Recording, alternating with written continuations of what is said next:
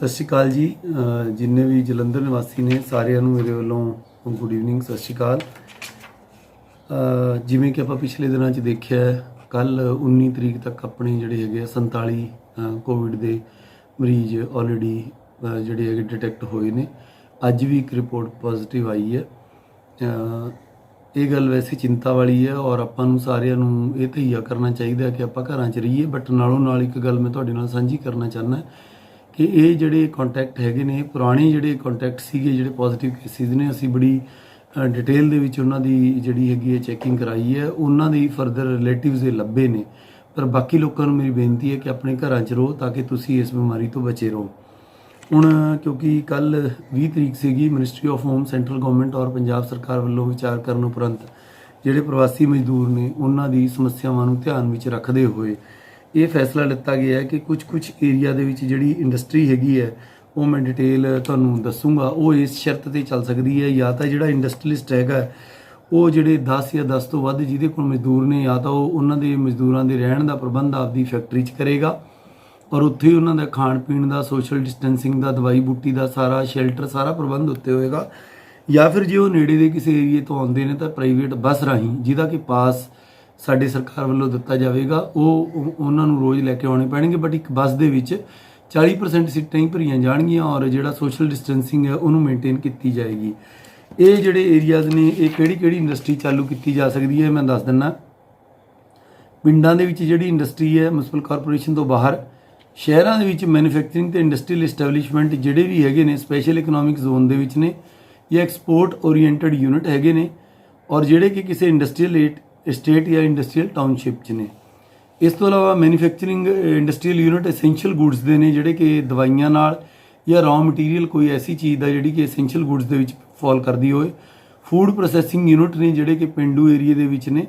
ਔਰ ਇਸ ਤੋਂ ਇਲਾਵਾ ਆਈਟੀ ਇੰਡਸਟਰੀ ਆ, ਉਹਦਾ ਹਾਰਡਵੇਅਰ ਜਿਹੜਾ ਬਣਦਾ।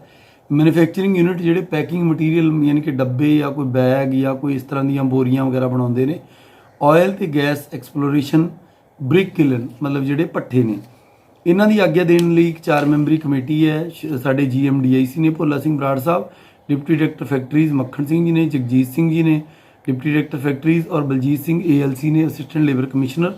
ਇਹ ਅਪਲਾਈ ਕਰਨ ਤੋਂ ਪਹਿਲਾਂ ਜਿਹੜਾ ਵੀ ਕੋਈ ਇੰਡਸਟਰੀਲਿਸਟ ਹੈ ਉਹਨੂੰ MHA ਦੀ ਗਾਈਡਲਾਈਨਸ ਦੇ ਤਹਿਤ ਜਿਹੜੀ ਅਨੈਕਸ਼ਰ 2 ਹੈ ਉਹਦੀ ਸਹਿਮਤੀ ਦੇਣੀ ਪੈਣੀ ਹੈ ਔਰ ਉਹਨੂੰ ਸਮੇਂ-ਸਮੇਂ ਤੇ ਜਿਹੜੇ ਵਰਕਰ ਨੇ ਉਹਨਾਂ ਦਾ ਪੂਰਾ ਧਿਆਨ ਰੱਖਣਾ ਪੈਣਾ ਹੈ। ਕਿਸੇ ਵਰਕਰ ਦੀ ਅਗਰ ਸਿਹਤ ਖਰਾਬ ਹੁੰਦੀ ਹੈ ਤਾਂ ਉਹਦੀ ਸੂਚਨਾ ਤੁਰੰਤ ਸਿਵਲ ਸਰਜਨ ਨੂੰ ਦੇਣੀ ਪੈਣੀ ਹੈ ਔਰ ਸਿਵਲ ਹਸਪਤਾਲ ਦੇ ਵਿੱਚ ਉਹਨੂੰ ਦਾਖਲ ਕਰਾਉਣਾ ਪੈਣਾ ਹੈ ਜਿਹੜਾ ਮਜ਼ਦੂਰ ਹੈਗਾ।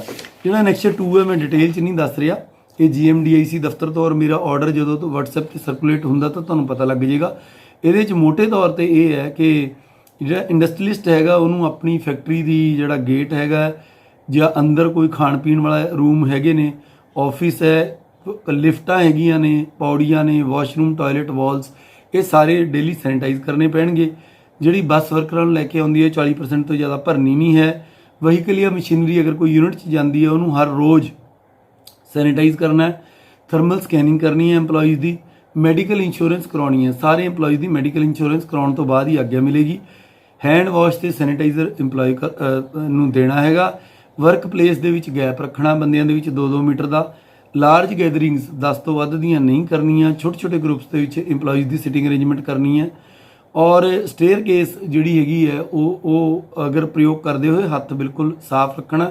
ਗੁਟਕਾ, ਤੰਬਾਕੂ, ਪਾਨ ਇਹ ਸਾਰਾ ਬੰਦ ਹੋਏਗਾ ਫੈਕਟਰੀਆਂ ਦੇ ਵਿੱਚ ਔਰ ਜਿਹੜੇ ਗੈਰ ਜ਼ਰੂਰੀ ਬੰਦੇ ਨੇ ਉਹ ਨਹੀਂ ਜਾਣਗੇ।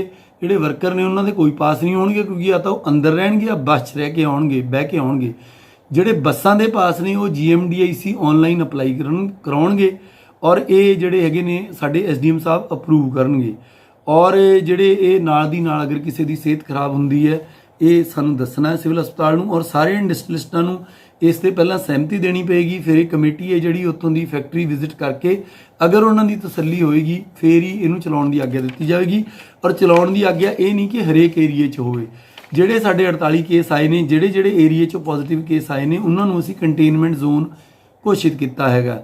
ਉਸ ਕੰਟੇਨਮੈਂਟ ਜ਼ੋਨ ਦੇ ਵਿੱਚ ਕੋਈ ਵੀ ਫੈਕਟਰੀ ਜਾਂ ਕੋਈ ਵੀ ਕੰਮ, ਕੋਈ ਕਰਫਿਊ 'ਚੋਂ ਢਿੱਲ ਨਹੀਂ ਦਿੱਤੀ ਜਾਵੇਗੀ। ਇਹ ਏਰੀਏ ਸ਼ਹਿਰ ਦੇ ਵਿੱਚ 12 ਏਰੀਏ ਨੇ, ਪਿੰਡਾਂ ਦੇ ਵਿੱਚ 4 ਏਰੀਏ ਨੇ। ਇਹਨਾਂ ਦੇ ਨਾਮ ਮੈਂ ਪੜ੍ਹ ਰਿਹਾ। ਸ਼ਹਿਰ ਦੇ ਵਿੱਚ ਹੈਗਾ ਆਨੰਦ ਵਿਹਾਰ, ਵਿਵੇਕਾਨੰਦ ਪਾਰਕ, ਕਾਲੀਆ ਕਲੋਨੀ, ਸੁਭਾਸ਼ ਨਗਰ, ਨੈਸ਼ਨਲ ਪਾਰਕ, ਸ਼ਾਂਤੀ ਵਿਹਾਰ, ਅਸ਼ੋਕ ਵਿਹਾਰ, ਗੋਲਡਨ ਐਵਨਿਊ, ਗਲੀ ਨੰਬਰ 2 ਰਵਿਦਾਸ ਨਗਰ, ਗੁਰੂ ਅਮਰਦਾਸ ਨਗਰ, ਸਬਜੀ ਮੰਡੀ ਝੁੱਗੀਆਂ।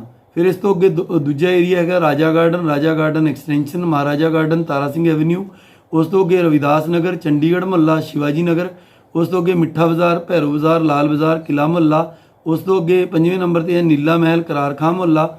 ਉਸ ਤੋਂ ਅੱਗੇ 6 ਨੰਬਰ ਤੇ ਪੁਰਾਣੀ ਸਬਜ਼ੀ ਮੰਡੀ, ਗੁੜ ਮੰਡੀ, ਬਾਂਸ ਬਾਜ਼ਾਰ, ਕੋਤਵਾਲੀ ਬਾਜ਼ਾਰ, ਇਮਾਮ ਨਾਸਰ, ਨੌਰੀਆ ਬਾਜ਼ਾਰ, ਭਾਟੜਾ ਮੁਹੱਲਾ। 7 ਨੰਬਰ ਤੇ ਨਰੈਣ ਨਗਰ ਇਸ ਦੇ ਨਾਲ ਲੱਗਦੀਆਂ ਪੱਕਾ ਬਾਗ ਕਲੋਨੀ ਦੀਆਂ 2 ਲਾਈਨਾਂ। ਉਸ ਤੋਂ ਅੱਗੇ ਹੈਗਾ ਜੱਟਪੁਰਾ, ਚਰਨਜੀਤਪੁਰਾ। 9 ਨੰਬਰ ਤੇ ਹੈ ਬਸਤੀ ਸੇਖ ਅਤੇ ਮੰਗੂ ਬਸਤੀ ਦੀਆਂ ਨਾਲ ਲੱਗਦੀਆਂ 2 ਲਾਈਨਾਂ। 10 ਨੰਬਰ ਤੇ ਹੈ ਬਾਲਮੀਕੀ ਮੁਹੱਲਾ ਤੇ ਇਸ ਦੇ ਨਾਲ ਲੱਗਦੇ ਆਬਾਦਪੁਰੇ ਦੀਆਂ 2 ਲਾਈਨਾਂ। 11 ਨੰਬਰ ਤੇ ਨਿਜਾਤਮ ਨਗਰ ਤੇ ਨਰੈਣ ਨਗਰ।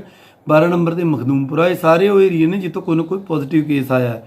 ਪਿੰਡੂ ਏਰੀਏ ਦੇ ਵਿੱਚ ਤਲਵੰਡੀ ਭੀਲਾਂ, ਸਬ ਤਹਿਸੀਲ ਕਰਤਾਰਪੁਰ, ਕੋਟਲਾ ਹੀਰਾ ਤਹਿਸੀਲ ਸ਼ਾਹਕੋਟ, ਵਿਰਕ ਬੜਾ ਪਿੰਡ ਤਹਿਸੀਲ ਫਲੌਰ ਤੇ ਇੱਕ ਜ਼ਿਲ੍ਹਾ ਕਪੂਰਥਲਾ ਦੇ ਸਾਡੇ ਕਾਰਨਰ ਤੇ ਪਿੰਡ ਪੈਂਦਾ ਪਿੰਡ ਕੋਟ ਕਰਾਰ ਖਾਂ। ਇਹ ਚਾਰੇ ਜਿਹੜੇ ਪਿੰਡ ਨੇ ਇਹਨਾਂ ਦੀ ਹਦੂਦ ਤੋਂ 5 ਕਿਲੋਮੀਟਰ ਦੇ ਘੇਰੇ 'ਚ ਜਿਹੜੇ ਪਿੰਡ ਆਉਂਦੇ ਨੇ ਉਹ ਵੀ ਕੰਟੇਨਮੈਂਟ ਜ਼ੋਨ 'ਚ ਆਉਣਗੇ। ਕੰਟੇਨਮੈਂਟ ਜ਼ੋਨ 'ਚ ਤਾਂ ਬਿਲਕੁਲ ਸੀਲ ਰਹੇਗਾ, ਜਿਹੜੀ ਜ਼ਰੂਰੀ ਅਸ਼ੀਆ ਉਹ ਘਰੋਂ ਘਰੀ ਜਾਣਗੀਆਂ। ਜਿਹੜਾ ਬਾਕੀ ਜ਼ਿਲ੍ਹਾ ਵੀ ਹੈ ਮੈਂ ਕਲੀਅਰ ਕਰ ਦੇਵਾਂ, ਕਰਫਿਊ ਪਹਿਲਾਂ ਦੀ ਤਰ੍ਹਾਂ ਜਾਰੀ ਰਹੇਗਾ। ਸਿਰਫ ਇਹ ਇੰਡਸਟਰੀ ਜਿਹੜੀ ਹੈਗੀ ਹੈ ਇਹ ਵੀ GMDIC ਦੀ ਜਿਹੜੀ 4 ਮੈਂਬਰੀ ਕਮੇਟੀ ਹੈ ਉਹਨਾਂ ਤੋਂ ਆਗਿਆ ਲੈ ਕੇ ਪਾਸ ਲੈ ਕੇ ਜਦੋਂ ਸਾਰੀ ਆਗਿਆ ਮਿਲ ਗਈ ਫਿਰ ਆਪਦੀ ਪ੍ਰੋਡਕਸ਼ਨ ਤੇ ਐਕਸਪੋਰਟ ਸ਼ੁਰੂ ਕਰ ਸਕਦੇ ਆ। ਕਰਫਿਊ 'ਚ ਕੋਈ ਢਿੱਲ ਨਹੀਂ ਹੈਗੀ। ਇਸ ਤੋਂ ਇਲਾਵਾ ਇਹ ਹੈਗਾ ਕਿ ਸੈਂਟਰਲ ਗਵਰਨਮੈਂਟ ਦੇ ਜਿਹੜੇ ਆਫਿਸਿਸ ਨੇ ਉਹ ਆਨਲਾਈਨ ਪਾਸ ਲੈ ਕੇ ਆਪਣਾ ਜਿਹੜਾ ਕੰਮ ਹੈ ਚਾਲੂ ਕਰ ਸਕਦੇ ਆ, ਪਰ ਇਹਦੇ ਲਈ ਆਨਲਾਈਨ ਪਾਸ ਲੈਣੇ ਜ਼ਰੂਰੀ ਹੋਣਗੇ। ਉਸ ਤੋਂ ਇਲਾਵਾ ਸਰਕਾਰ ਦੀਆਂ ਜਿਹੜੀਆਂ ਸੜਕਾਂ ਤੇ ਨਹਿਰਾਂ ਦਾ ਜਿਹੜਾ ਕੰਮ ਹੈ, ਕਿਉਂਕਿ ਅੱਗੇ ਸੌਣੀ ਦੀ ਫਸਲ ਆਣੀ ਹੈ, ਇਹ ADC ਡਿਵੈਲਪਮੈਂਟ ਵਿਸ਼ੇਸ਼ ਤਰੰਗਲ ਜੀ ਤੋਂ ਆਗਿਆ ਲੈ ਕੇ ਖਾਸ ਕੇਸਾਂ 'ਚ ਕੰਮ ਸ਼ੁਰੂ ਹੋ ਸਕਦਾ। ਪੰਜਾਬ ਸਰਕਾਰ ਦੇ ਜਿਹੜੇ ਅਫਸਰ ਪਹਿਲਾਂ ਵਾਂਗੂ ਦਫ਼ਤਰਾਂ 'ਚ ਕੰਮ ਕਰ ਰਹੇ ਉਹ ਕਰਦੇ ਰਹਿਣਗੇ। ਹੈਲਥ ਸਰਵਿਸਿਜ਼ ਦੇ ਵਿੱਚ ਪਹਿਲਾਂ ਹੀ ਸਾਡੀ OPD ਜਲੰਧਰ ਜ਼ਿਲ੍ਹੇ 'ਚ ਸਾਰੀ ਜਿਹੜੀ ਅੰਗਰੇਜ਼ੀ ਦਵਾਈਆਂ ਦੀ ਖੁੱਲੀ ਹੈ। ਇਸ ਦੇ ਨਾਲੋਂ ਨਾਲ ਆਯੂਸ਼, ਆਯੁਰਵੇਦਾ, ਹੋਮਿਓਪੈਥੀ, ਯੂਨਾਨੀ ਸਾਰੇ ਇਹ ਡਾਕਟਰ ਵੀ ਆਪਦੀ OPD ਖੋਲ੍ਹ ਸਕਦੇ ਆ। ਵੈਟਰਨਰੀ ਡਾਕਟਰ ਵੀ ਆਪਦੀ OPD ਖੋਲ੍ਹਣਗੇ ਔਰ ਇਹਨਾਂ ਦੇ ਜਿਹੜੇ ਆਪਦੇ ਹਸਪਤਾਲਾਂ ਦੇ ਆਇਡੈਂਟੀ ਕਾਰਡ ਹੈ ਉਹੀ ਪਾਸ ਮੰਨੇ ਜਾਣਗੇ। ਇਹਨਾਂ ਨੂੰ ਵੱਖਰਾ ਪਾਸ ਲੈਣ ਦੀ ਕੋਈ ਲੋੜ ਨਹੀਂ ਹੈਗੀ।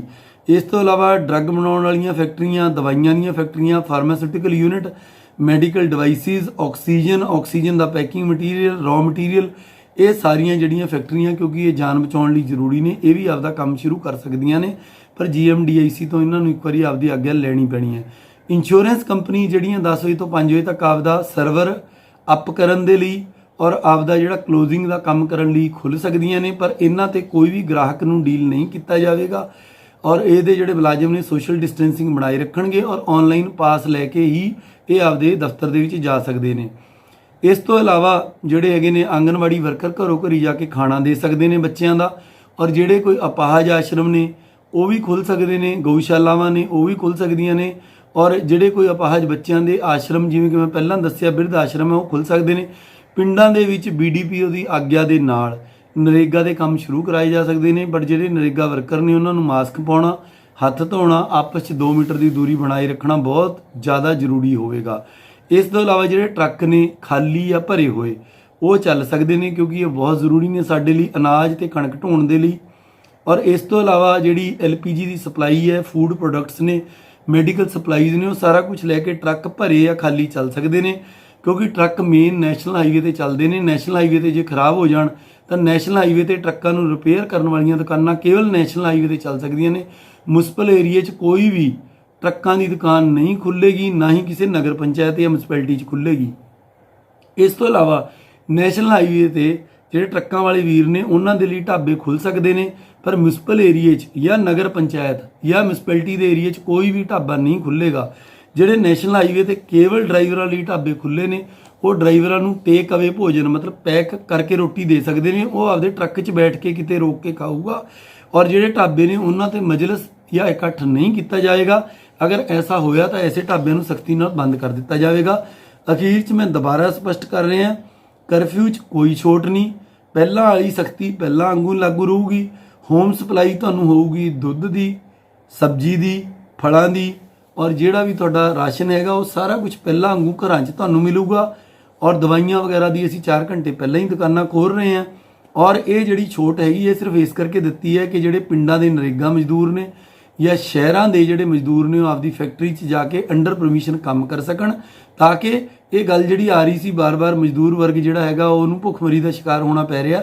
ਮੁੱਖ ਮੰਤਰੀ ਸਾਹਿਬ ਇਹ ਚਾਹੁੰਦੇ ਨੇ ਕਿ ਮਜ਼ਦੂਰ ਵਰਗ ਆਪਦੇ ਕੰਮ ਲੱਗੇ, ਪਰ ਅਗਰ ਕੋਈ ਵੀ ਇੰਡਸਟਰੀ ਜਾਂ ਕੋਈ ਵੀ ਨਰੇਗਾ ਦਾ ਕੰਮ ਜਾਂ ਕਿਸੇ ਵੀ ਬੰਦੇ ਨੇ ਅਗਰ ਇਸ ਨਿਯਮ 'ਚ ਜਿਹੜੀ ਥੋੜੀ ਮੋਟੀ ਢਿੱਲ ਦਿੱਤੀ ਹੈ, ਇਹਦਾ ਨਜਾਇਜ਼ ਫਾਇਦਾ ਉਠਾ ਕੇ ਅਗਰ ਕਿਸੇ ਨੇ ਭੀੜ ਲਾਈ ਜਾਂ ਕੋਵਿਡ ਨੂੰ ਫੈਲਾਇਆ ਤਾਂ ਇਹ ਜਿਹੜੀ ਛੋਟ ਹੈ ਤੁਰੰਤ ਵਾਪਸ ਲੈ ਲਈ ਜਾਏਗੀ। ਅਖੀਰ 'ਚ ਮੈਂ ਦੁਬਾਰਾ ਬੇਨਤੀ ਕਰ ਰਿਹਾ ਕਿ ਕਰਫਿਊ ਉਸੇ ਸਖਤੀ ਨਾਲ ਜਾਰੀ ਹੈ। ਇਹ ਸਿਰਫ ਕੁਝ ਵਿਸ਼ੇਸ਼ ਕੈਟੇਗਰੀਜ਼ ਨੂੰ ਛੋਟ ਮਿਲੀ ਹੈਗੀ ਹੈ, ਔਰ ਛੋਟ ਵੀ ਇਹ ਨਹੀਂ ਕਿ ਮਜ਼ਦੂਰ ਸਾਈਕਲਾਂ ਤੇ ਜਾਣਾ ਸ਼ੁਰੂ ਕਰ ਦੇਣ। ਜਿਹੜੀ ਫੈਕਟਰੀ ਮਾਲਕ ਬੱਸ ਭੇਜੂਗਾ ਕੇਵਲ ਉਸ ਬੱਸ ਤੇ ਜਾਣਾ, ਬੱਸ ਤੇ ਪਾਸ ਲੱਗੇ ਹੋਣਾ ਚਾਹੀਦਾ। ਜੇਕਰ ਕੋਈ ਸੜਕਾਂ ਤੇ ਇਦਾਂ ਘੁੰਮਦਾ ਫਿਰਦਾ ਬਿਨਾਂ ਆਗਿਆ ਤੋਂ ਦੇਖਿਆ ਗਿਆ ਤਾਂ ਉਹਨੂੰ ਫੜ ਕੇ ਅੰਦਰ ਦਿੱਤਾ ਜਾਊਗਾ, ਕਾਰਵਾਈ ਕੀਤੀ ਜਾਊਗੀ। ਅਖੀਰ 'ਚ ਮੈਂ ਜਲੰਧਰ ਵਾਸੀਆਂ ਨੂੰ ਦੁਬਾਰਾ ਤੋਂ ਅਪੀਲ ਕਰਦਾ ਕਿ ਆਪਦੇ ਘਰਾਂ ਤੋਂ ਬਾਹਰ ਨਾ ਆਉਣ। ਇਹ ਬਿਮਾਰੀ ਬੜੀ ਡੈਡਲੀ ਹੈ, ਇਸ ਤੋਂ ਬਚੋ। ਔਰ ਖਾਸ ਕਰ ਇਹ 12 ਮਹੱਲੇ ਜਿਹੜੇ ਮੈਂ ਸ਼ੁਰੂ 'ਚ ਦੱਸੇ ਆ ਕੰਟੇਨਮੈਂਟ ਜ਼ੋਨ ਇਸ ਵੀਡੀਓ ਦੇ, ਔਰ 4 ਪਿੰਡ ਇੱਥੋਂ ਦੇ ਜਿਹੜੇ ਵਸਨੀਕ ਹੈ, ਕਿਉਂਕਿ ਇਹ ਪੋਜ਼ਿਟਿਵ ਕੇਸਿਸ ਵਾਲੇ ਏਰੀਏ ਨੇ, ਇੱਥੇ ਬਿਲਕੁਲ ਪੱਤਾ ਵੀ ਨਹੀਂ ਹਿੱਲੇਗਾ ਔਰ ਕਰਫਿਊ ਬਹੁਤ ਸਖਤੀ ਨਾਲ ਲਾਗੂ ਰਹੇਗਾ। ਇਹ ਸਾਰੀਆਂ ਛੋਟਾਂ ਇਹਨਾਂ ਏਰੀਆਜ਼ ਤੇ ਲਾਗੂ ਨਹੀਂ। ਇਹਨਾਂ ਏਰੀਆ ਦੇ ਵਿੱਚ ਘਰੋਂ ਘਰੀ ਜਾ ਕੇ ਜੋ ਸਮਾਨ ਹੈ ਉਹ ਮਿਲੇਗਾ। ਅਗਰ ਕੋਈ ਬਾਹਰ ਨਿਕਲਿਆ ਤਾਂ ਉਸ ਤੇ ਕਾਰਵਾਈ ਹੋਵੇਗੀ। ਧੰਨਵਾਦ।